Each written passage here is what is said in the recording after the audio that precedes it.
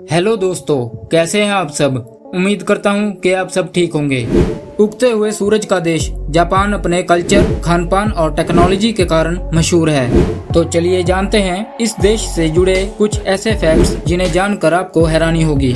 दोस्तों, आप ये तो जानते हैं कि जापान में ट्रेन 350 किलोमीटर प्रति घंटे की स्पीड से चलती है। मगर मजेदार बात तो ये है कि जब ये ट्रेन इतनी स्पीड से चल रही हो और आप ट्रेन की खिड़की पर एक सिक्का खड़ा करोगे तो ये सिक्का गिरेगा नहीं। जापान 4 बड़े और लगभग 6,849 छोटे द्वीपों से बना है और यहाँ हर साल लगभग 1500 से ज्यादा बार भूकंप आते हैं, जिससे जापान के लोगों को कई तरह के नुकसानों के साथ घर के नुकसान को भी झेलना पड़ता है। इसलिए जापान एक ऐसी टेक्नोलॉजी बना रहा है जो घर को जमीन से ऊपर हवा में उठा देगी, ताकि भूकंप आने पर घर को कोई नुकसान ना हो। क्या आप जानते हैं कि जापान में एक ऐसा भी पकवान है जिसे बनाने के लिए लाइसेंस लेना पड़ता है। जी हाँ दोस्तों, फुगू जापान में लोकप्रिय पकवानों में से एक है। ये एक जहरीली मछली का पकवान है जिसे काफी स्वादिष्ट माना जाता है। सिर्फ लाइसेंस वाले शेफ ही इसे बना सकते हैं और वे इसे ग्राहकों को बेचने से पहले खुद चख कर देखते हैं कि कहीं ये जहरीली तो नहीं। फुगू का लाइसेंस लेने के लिए 4 साल तक की ट्रेनिंग लेनी जरूरी है। फुगू या पफर फिश अपने बचाव के लिए अपने कंठ को गुब्बारे की तरह फुला सकती है।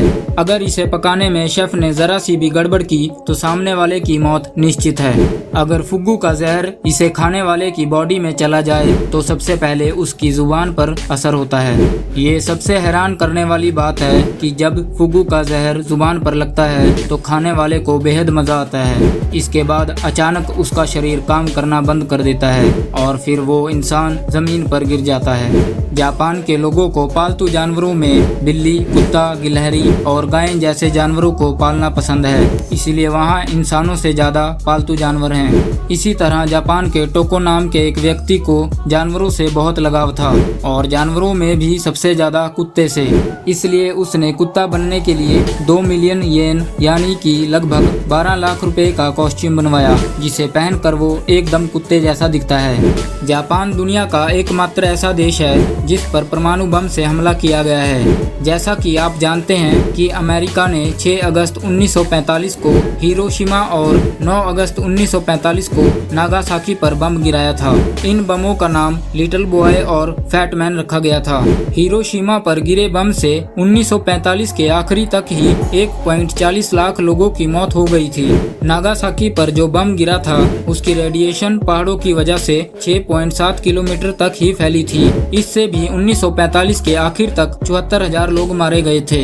परमाणु हमले का सामना करने वाला दुनिया का एकमात्र देश होने के बावजूद आज जापान विज्ञान और प्रौद्योगिकी के क्षेत्र में अग्रणी देश है। पिछले कुछ दशकों में जापान ने इलेक्ट्रॉनिक्स, ऑटोमोबाइल, मशीनरी और रोबोटिक्स जैसे क्षेत्रों में तेजी से विकास किया है। इसी विकास के क्षेत्र में जापान के 30 वर्षीय शुहेई ओकावारा ने एक अनोखा 3D प्रिंटेड मास्क तैयार किया है। इस मास्क को पहनने पर ये किसी असली इंसानी चेहरे के समान नजर आता है। इस मास्क को पहनने के बाद कोई भी व्यक्ति अपनी पूरी शक्ल ही बदल सकता है। अधिकांश देशों में काम के दौरान सोना मतलब या तो आपको बॉस से डांट पड़ेगी या फिर कोई स्ट्रिक्ट एक्शन लिया जाएगा, लेकिन जापान में काम के दौरान झपकी लेना पूरी तरह से स्वीकार्य है, क्योंकि यहाँ ऐसा माना जाता है कि काम के दौरान सोना आलस का नहीं, कड़ी मेहनत का संकेत है। इसलिए जापान की कुछ कंपनियां कर्मचारियों को दोपहर 1 बजे से शाम 4 बजे के बीच किसी भी टाइम 30 मिनट सोने की अनुमति देती है।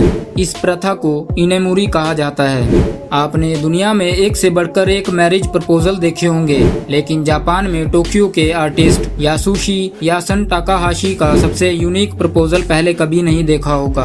टाकाहाशी ने 6 महीने तक कुछ इस तरह से ट्रैवल किया कि उसके रूट से गूगल वर्ल्ड मैप पर मैरी मी और एक दिल बन गया। क्या आपने इससे ज्यादा यूनिक प्रपोजल पहले कभी देखा है? अगर देखा हो तो कमेंट सेक्शन में जरूर बताना। क्या आप जानते हैं कि जापान में येबा यानी टेढ़े मेढ़े दांत आकर्षक माने जाते हैं और इसके लिए कुछ लड़कियां अपने मौजूदा दांतों को टेढ़े मेढ़े करने के लिए डेंटिस्ट से कॉस्मेटिक सर्जरी का सहारा भी लेती हैं। ऐसी अजीबोगरीब स्टाइल स्टेटमेंट लोगों के बीच बेहद लोकप्रिय बनती जा रही है और ये बेहद कॉस्टली भी है। दोस्तों, आप सब टाइटैनिक जहाज के बारे में तो जानते ही हैं कि वो किस तरह से समुद्र में डूबा था, पर क्या आप जानते हैं कि जापान के मसाबुमी होसोनो 1912 में टाइटैनिक जहाज दुर्घटना में बाल बाल बचे थे और यही कारण उनके लिए आगे मुसीबत बन गया। जब होसोनो अपने देश जापान लौट आए तो लोगों ने उन्हें कायर कहा, क्योंकि जापानियों का मानना था कि वे एक सिविल सर्वेंट थे और उन्हें भी उस दुर्घटना में लोगों को बचाते हुए मर जाना चाहिए था। तो दोस्तों, ये थे जापान से जुड़े कुछ रोचक तथ्य। अगर वीडियो पसंद आई हो तो वीडियो को लाइक और शेयर कर दें और इस तरह की और भी अमेजिंग फैक्ट्स वीडियो देखने के लिए चैनल को सब्सक्राइब कर लें। अब मैं आपसे मिलूंगा अगली मजेदार फैक्ट वीडियो में, तब तक के लिए बाय बाय।